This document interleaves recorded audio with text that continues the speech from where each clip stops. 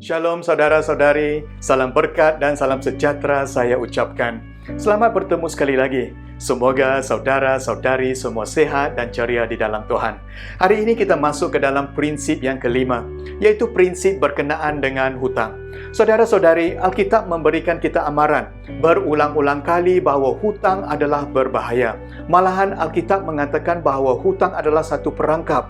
Lebih daripada itu, jikalau kita membeli sesuatu dan tidak dapat menyelesaikan hutang kita, itu adalah dianggap sebagai satu kelakuan pencurian.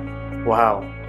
Habakuk 2, 6b-7. Malangnya orang yang memperkaya diri dengan apa yang bukan miliknya dan yang membebankan diri dengan barang gadaian. Berapa lama lagikah sedemikian?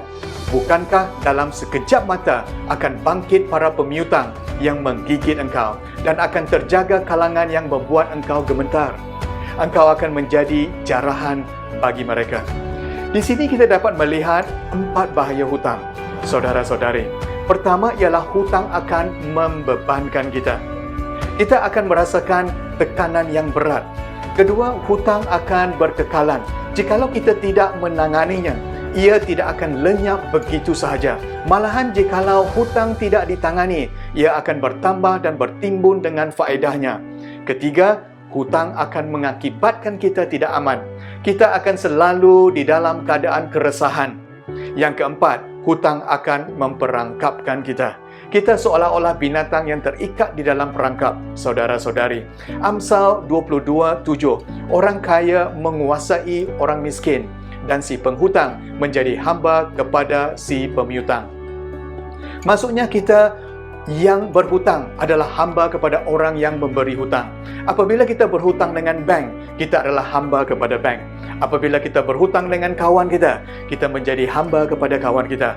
Apabila kita berhutang dengan kad kredit, kita akan menjadi hamba kepada syarikat kad kredit.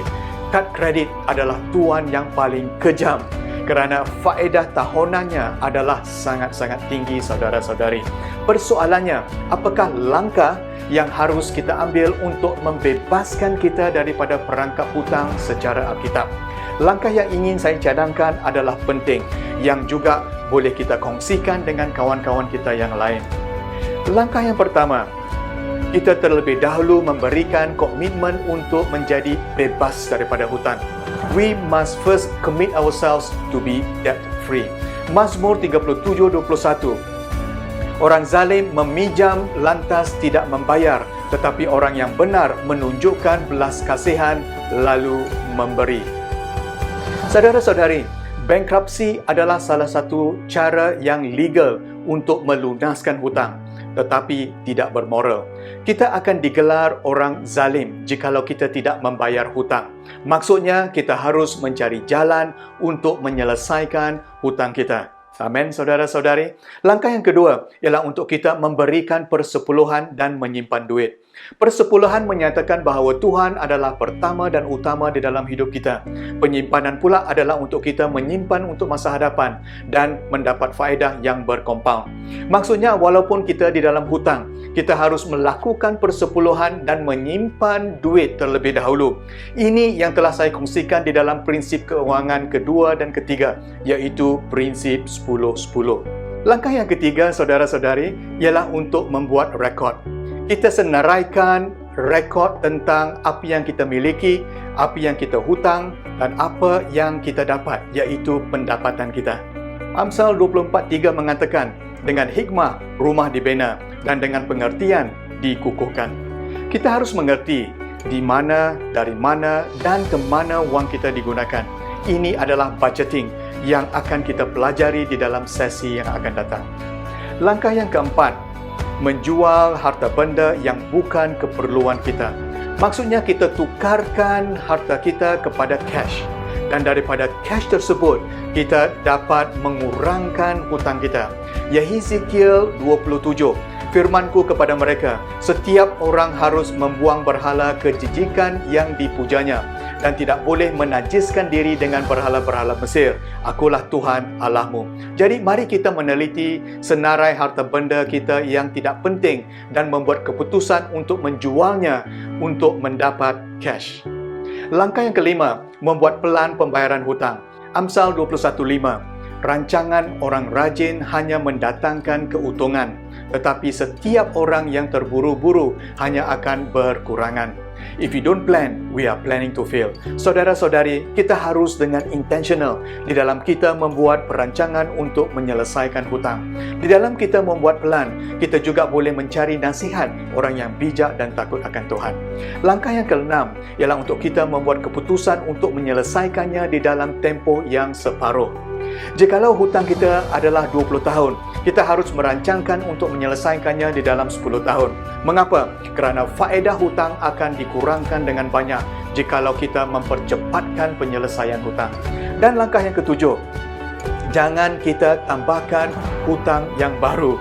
Ibrani 13:5a, jagalah hidupmu supaya jangan menjadi pencita wang. Kamu harus berasa cukup dengan apa yang ada padamu. Kita harus berasa cukup, iaitu principle of contentment ataupun prinsip kepuasan hati. Jikalau hutang kita bertimbun dengan kad kredit, perkara yang pertama yang harus saudara-saudari lakukan ialah mengguntingkan kad kredit tersebut dan membuangkannya ke tong sampah. Di dalam usaha kita untuk menjadi bebas daripada hutang, kita tidak seharusnya menambahkan beban kita dengan hutang yang baru. Amin, teman-teman sekalian. Jadi, saudara-saudari, hutang adalah satu perangkap yang kejam. Dan jikalau kita di dalam keadaan berhutang yang sekarang ini, kita harus memulakan langkah untuk menyelesaikan hutang kita dengan langkah-langkah yang telah saya cadangkan. Janganlah kita jemu berbuat baik, kerana pada musimnya nanti, kita akan menuai jika kita tidak putus asa. Apa yang telah kita pelajari adalah untuk dunia yang sementara ini. Tetapi untuk hidup kita yang berkekalan, kita harus tahu, saudara-saudari, bahawa hutang dosa kita telah diselesaikan dengan pengorbanan Yesus di atas salib. Dia telah menghapuskan hutang dosa kita dengan memakukannya di kayu salib, seperti yang tertulis di dalam Kolose 2:14. Kerana itu, kita bersyukur. Amin, saudara-saudari. Mari kita berdoa. Tuhan, terima kasih atas pengajaran-Mu kepada kami pada hari ini, yaitu prinsip berkenaan dengan hutang. Hari ini kami ingin bebas daripada hutang. Kami tahu tidak ada yang mustahil bagi Tuhan. Oleh itu kami dengan rendah hati meminta pertolongan Tuhan di dalam kami memulakan langkah untuk menyelesaikan hutang kami. Terima kasih juga kerana Engkau telah melunaskan hutang dosa kami, dan kerana itu kami bersyukur. Di dalam nama Yesus Kristus kami berdoa. Amin. Terima kasih saudara-saudari. Sampai kita bertemu sekali lagi. Tuhan memberkati. Shalom.